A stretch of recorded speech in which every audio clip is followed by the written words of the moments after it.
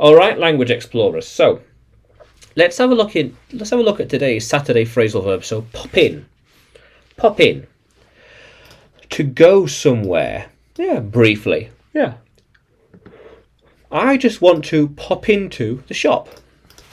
We'll just pop into the supermarket.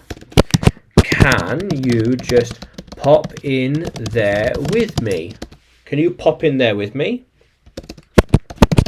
Just pop inside and ask for directions. Yeah. Are they going to pop into the market? Yeah, maybe. They might pop in any time now. They should be here anytime now. Anytime now, yeah. How cool is that, language explorers? Yeah.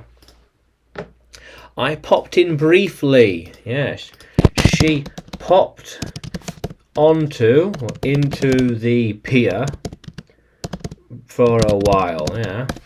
They might just pop into another country for the weekend. How cool is that, language explorers? Yeah. We're just popping in. They will be here for a short while. They are just popping in to visit us. Yeah. How cool is that, language explorers? Yeah. He should be popping in anytime now. Yeah. More or less now is when they will be popping in. Yeah. Do you know when they will be here? They should pop in anytime now. Yeah.